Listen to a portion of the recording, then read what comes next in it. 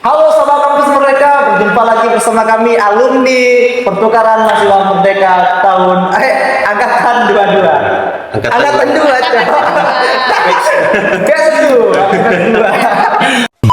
Oke, sebelum kita lanjut, kita masuk ke perkenalan diri dulu lah dari kakak tercantik di apa namanya? Perikanan. Di perikanan ya.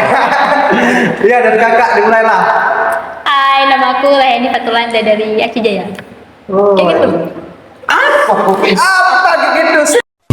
Oke, next dari Kak Kasih Irza. kampus mana tujuannya? Halo teman-teman semuanya, perkenalkan nama aku Irza Enita. Aku berasal dari Kabupaten Nagan Raya. Yuk, dari abang nih. Halo teman-teman, jadi perkenalkan sebelumnya nama saya Fahmi Storus. Saya mahasiswa kelahiran Kota Medan dari Universitas Teguh Umar Aceh Barat. Dan kebetulan kampus penerima saya pertukaran mahasiswa kemarin itu adalah kampus IPB University, kampus yang terletak di Kota Bogor, Provinsi Jawa Barat. Jadi sedikit menambahi ya. Jadi kebetulan kami bertiga ini salah satu alumni PMM IPB yang dimana yang dilaksanakan pada tahun kemarin seperti itu. Wih, ini Richard. Jadi teman-teman, ini adalah kakak-kakak kita yang pernah alumni mengikuti pertukaran mahasiswa Merdeka di salah satu universitas ternama di Indonesia, yaitu IPB. University. Nah, sebelum kita lanjut nih, kami mau tanya-tanya dulu nih pengalaman dari kakak-kakak dan abang nih. Emang gimana sih cara mendaftarnya sebelum kita masuk ke tahap pendaftarannya? Pengalaman apa yang kakak dapat di sana? Mungkin dimulai dari abang nih dulu. Pengalaman pertama kali sebelum mendaftar tuh banyak sih sebenarnya. Pertama dari mulai kurangnya jam tidur ya. Yang kedua harus habis uang untuk ngepin sana sini.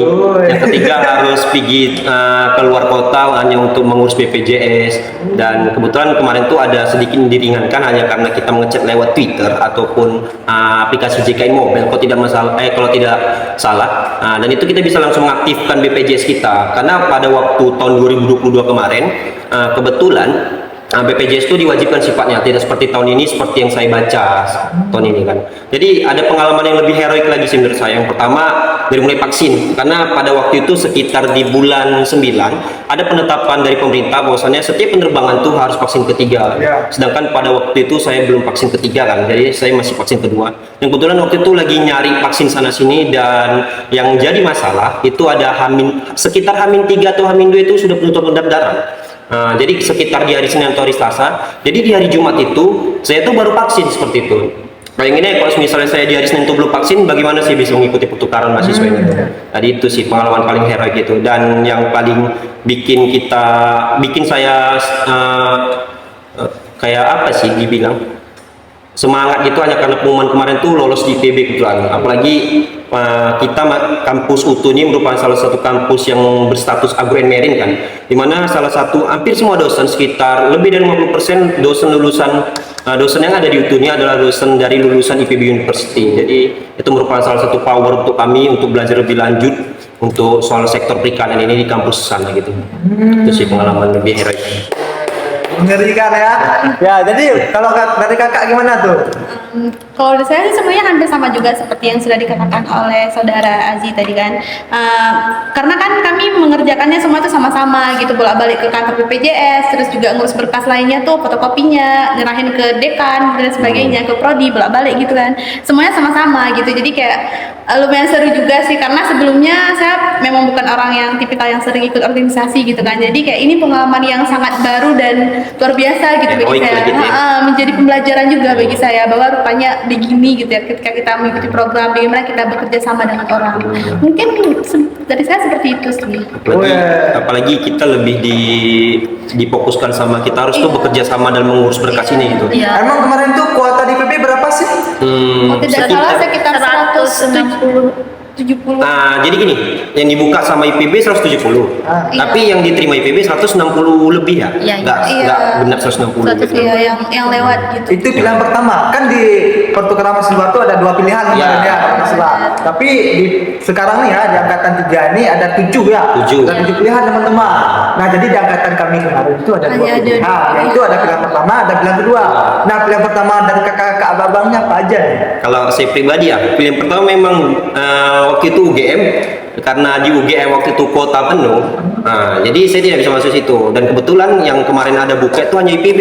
IPB itu tinggal sedikit kuotanya, paling hanya berapa gitu. Nah, dan saya sengaja saya buat sistemnya seperti SBMPTN atau Senam PTN, di mana kampus yang paling tinggi akreditasnya itu saya letak di pilihan pertama gitu. Nah, jadi IPB saya letak di pilihan pertama dan alhamdulillahnya saya lolos di IPB kemarin. Walaupun di pilihan kedua saya kemarin kalau tidak salah tetap UGM sih. Iya UGM ya, kita UGM. Kalau yang pertama ya UGM sebelum diganti kan? Oh iya, sebelum ganti UGM. Terus setelah diganti IPB, karena kemungkinan besar nggak bakal lolos si UGM. Apalagi kita nggak tahu nih notabene dari PMM ini gimana penilaiannya seperti itu. Apalagi dengan tes wawasan kebangsaan yang kita nggak tahu jelas atau tidaknya gitu. Berarti selama teman-teman mengikuti tes kemarin itu menurut kuota ya, kalau kuota itu penuh berarti teman-teman nggak lolos. Kalau kuota itu masih ada, teman-teman ada harapan Kemungkinan lolos. besar lolos. Walaupun IPK teman-teman itu rendah atau gimana tuh? Itulah sampai sekarang belum tahu esensi dari PMM itu bagaimana sistem seleksi penilaiannya gitu. Apa dari IPK? Dari IPK saya tidak tahu karena dari pengalaman teman-teman saya yang cerita kan waktu saya mengikuti program PMM di Bogor kemarin, mereka yang cerita bahwasannya yang ngurus berkas itu sama gitu, berkas sama semua, ujiannya sama jawabannya, dan yang lebih parahnya lagi IPK teman saya ini anjlok di bawah dia yang tidak lolos gitu. Tapi yang lebih tinggi IPK yang tidak lolos gitu. Jadi itu yang jadi masalah. Makanya saya sampai sekarang tidak mengetahui ini apa salah satu indikator ataupun parameter dari penilaian PMM itu agar kita diterima. Itu sih. Tapi ada isu ya, saya Ada dengar isu-isu. nih bahwasanya PMM ini siapa cepat dia dapat. Kalau ada kuota teman-teman, cepat-cepat tuh langsung daftarkan diri Anda. Nah, jadi kalau kuotanya udah penuh jadi kecil harapan untuk lolos gitu ya. Benar. Nah, selama di IPB, apa aja sih yang teman-teman dapatkan perbedaan atau apa sih yang membuat inovasi terbaru yang teman-teman dapatkan? Sebenarnya banyak sih, ini seperti mau nge-brandingkan IPB ataupun PMM aja sih sebenarnya. Pertama, dari mulai IPB salah satu kampus 10 besar di Indonesia. Jadi kalau kita bilang siapa sih yang nggak mau kuliah di sana gitu. Jadi kita flashback lagi ya. Saya di tahun 2020 pernah nyoba Senam PTN, SBMPTN, dan itu dua-dua di IPB. Dan dua-dua SBMPTN dan SNMPTN saya tidak terima di IPB. Jadi saya tidak ada jalur lain, maksudnya mimpi saya itu harus terwujud walaupun saya harus kuliah di IPB dengan tempo waktu yang 1 semester. Jadi sebelumnya saya berterima kasih juga kepada Pak Nadim ya sebagai salah satu pelaksana program ini. Berkat program Bapak ini saya bisa merasakan kuliah di kampus yang memang dulu saya dambakan seperti itu. Yang kedua yaitu pengalaman yang paling heroik sih. Jadi teman-teman teman-teman ini salah satu kesempatan mas saya rasa golden moment ya mungkin ya. Hanya karena teman-teman tuh nggak bakal jumpa sama orang-orang yang memang tuh di luar pulau kita gitu.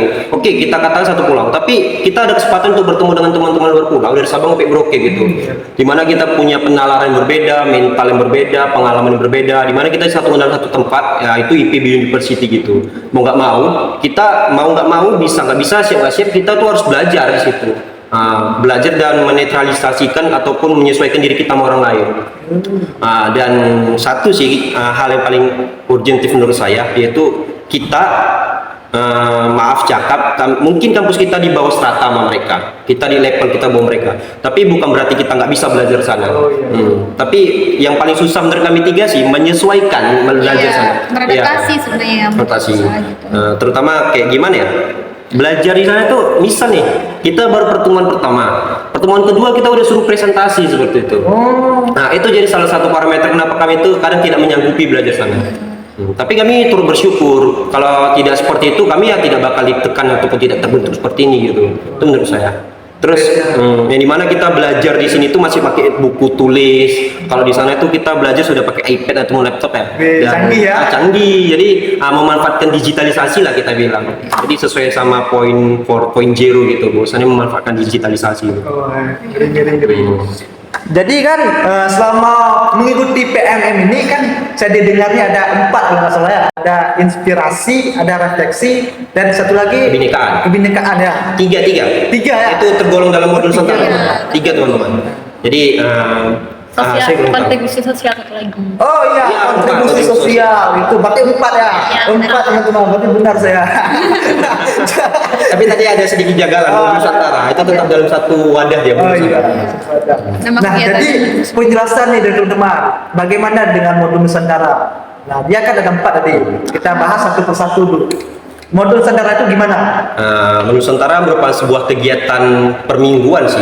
Jadi ada berapa pertemuan? 14 ya? Ya, 14. 14 pertemuan tuh, di 14 pertemuan kalau kita hitung dalam hitungan mundur satu semester itu memang pas per minggunya. Tapi tidak semua kampus penerima program mahasiswa ini melaksanakan hal tersebut seperti itu. Jadi mau nggak mau ya kita mengisi kegiatan yang tidak tahu apa kemana arahnya. Tapi alhamdulillah, terima kasih juga sebelumnya kepada IPB ya. Berkat IPB lah kami bisa melihat setiap sudut kota Bogor itu melalui program ini ya. Jadi ada modul Nusantara. Modul Nusantara itu memang refleksi ya, kalau nggak salah yang jalan-jalan ya. Kebinekaan. Kebinekaan itu jalan-jalan. Iya. Jadi di setiap minggu tuh dimanfaatkan sama LO dosen modul Nusantara untuk melihat setiap sudut kota Bogor seperti itu. Tempat yang historis juga tempat historis gitu. juga. Berarti setiap minggu loh. Setiap minggu. Ya, tiap minggu. Full. Liburan lo ya? Liburan. Oke, teman-teman. Healing. Liburan, healing bro. Ya. Berarti. Apa kebinekaan tuh khusus jalan aja, nggak ada tugas-tugas atau gimana? Tetap ada, tugas tetap ada. Nah itulah dia dimasukkan dalam, jadi PP itu ada nama laporan bulanan. Kan kita selama 4,5 bulan sana. Nah hitungan waktunya pas setengah bulan kalau kita genapkan. Jadi setiap bulan tuh ada nama laporan bulanan. Jadi misal kita dalam sebulan tuh ada 4 kali modul Nusantara, yang itu dikelang antara kebinekaan, inspirasi ataupun refleksi ya. Nah itu kita masukkan ke dalam laporan bulanan tuh. Misal minggu pertama kita kebinekaan, minggu kedua refleksi, minggu ketiga kita apa? Kebinekaan, refleksi, sama satu lagi inspirasi. Itu kita masukkan ke dalam laporan modul Nusantara tadi. Tapi dia laporan modul Nusantara per bulan. Jadi mas pengetahuan saya, laporan modul Nusantara per bulan itu acuan untuk kita cairnya uang bulanan kita di sana. Woi, berarti bikin laporan itu untuk mencairkan uang bulanan kita. Wah, berapa tuh kira-kira? Berapa ya?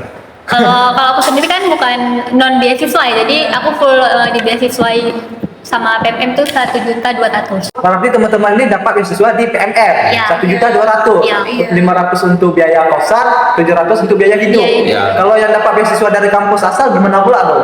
Dia sistemnya bukan beasiswa sih, kalau misalnya kita nggak dapat beasiswa dia lebih ke akomodasi sebenarnya. Memang itu perjanjian antara PMM sama memang perjanjian yang tertulis di PMM sih seperti itu. Jadi kalau misalnya seperti penerima beasiswa unggulan ataupun beasiswa yang tetap ranah dia kementerian ya, seperti KIP, beasiswa unggulan ataupun beasiswa pemerintah lah kita bilang. Tapi pemerintah dalam Menteri Pendidikan itu dia tetap 500.000 ya, kalau nggak salah. Iya. Tapi menyesuaikan juga sih. Menyesuaikan juga. Berapa sesuai dengan itu. Dalam kebinekaan ini saya mau tanya nih, healing kemana aja sih teman-teman selama di IPB? Apa sebelum itu ada niat nggak di IPB? Sebelum ada program PMM ini? Ada nggak niat teman? Kalau dari abang ini tadi ada, karena abang ini udah berapa kali daftar di IPB tapi nggak lolos di jalur SN ya, salah. Di jalur SN teman-teman. Nah alhamdulillah dikabulkan doa abang ini untuk menuju ke IPB jalur PMM teman-teman. Dan terima kasih mengucapkan juga ke Bapak Nadif. Nah, jadi buat kakak-kakak nih, gimana? Ada nggak terpikir sebelum itu mau ke IPB? Kalau saya pribadi sebelumnya nggak pernah sih, karena menurut saya ya saya selalu merasa nyaman berada di zona nyaman saya gitu, di kampung. Jadi kayak nggak kepikiran buat pergi jauh-jauh, terus apalagi kan anak cewek gitu kan, tahu lah orang tua di kampung bagaimana gitu. Jadi nggak kepikiran sih, terus juga kayak rada shock, aku bisa ya gitu akhirnya ke sana, kayak satu hal yang menakjubkan bagi saya sangat merasa bersyukur gitu. Kalau saya nggak ikut PMM kemarin, saya tidak akan bisa seperti ini begitu. Banyak sekali perubahan positif yang saya rasakan. Jadi mungkin esensinya itu faktor lingkungan itu mempengaruhi segalanya. Dari kakak? Kalau aku sendiri bukan di PB ya, aku dulu pengen daftar di UGM, tapi karena orang tua nggak ngizinin kan keluar daerah karena terlalu jauh. Alasannya? Ya kan anak cewek keluar daerah kan agak Anak cewek biasanya Jadi salah resikonya tuh lah, resikonya lebih tinggi lah. Jadi salah satu pertimbangan ya. mungkin. Benar. Jadi kan berkat PMM ini ayah tuh ngizinin ke keluar daerah lah, walaupun nggak UGM kan, sama aja IPB sama UGM. Jauh lebih Sebenarnya ya, sama. walaupun nggak banget kan, makanya keluar daerah lah kan. Jadi itulah perbedaan signifikan kenapa menurut saya ya, dari beberapa yang saya tangkap dari mahasiswa yang ikut PMM di Pulau Jawa. Kan kebetulan PMM ini ada sistemnya, kita nggak bisa kuliah di pulau tempat asal kita. Kita tinggal Pulau Sumatera, memang dalam lingkup Pulau Sumatera kita nggak bisa Pulau Sumatera seperti itu bang. Jadi kita harus ngambil Pulau Jawa, Sulawesi, Kalimantan, Bali dan sebagainya gitu. Berarti Oke? tidak bisa satu pulau. Tidak bisa. Ya. Nah, itu jadi salah satu faktornya. Jadi mungkin menurut saya kenapa pemerintah tuh buat seperti itu, mungkin gara-gara mindset ataupun pola pikir dari mahasiswa setiap pulau tuh berbeda gitu. Berarti Bang, kalau kita nih di Pulau Aceh, bisa nggak tuh ke Pulau Papua sana? Bisa. Itu bisa. Wih, tiket saya free juga. Free juga. Iya. Ya, rugi bagi teman-teman yang tidak mendaftar pertukaran mahasiswa sih. Rugi banget tuh berarti ya. Ini kayak bonus nih ya, kayak Benar, bonus benar, kehidupan lah dibilang ha. Apalagi kan? Kapan lagi? Jadi tiket pesawat udah free, makanan ditanggung, Iya. kos ditanggung, walaupun ada juga keluar isi dompet teman-teman ya. Realistis sih, tetap dalam konteks realistis. Tetap harus prepare lah diri Ah. sendiri. Bukan berarti kita bilang kita dibiayai naik pesawat, kita biayai kasih akumulasi per bulan, kita dikasih ini, kasih itu, walaupun kita mau Nusantara biayai. Tapi bukan berarti kita nggak mengeluarkan uang kita pribadi. Itu salah satu hal yang memang jadi pertimbangan juga. Jadi untuk teman-teman yang mau ikut program pertukaran mahasiswa nih, saran saya ada baiknya untuk menyiapkan dana cadangan ya. Maksudnya dana darurat di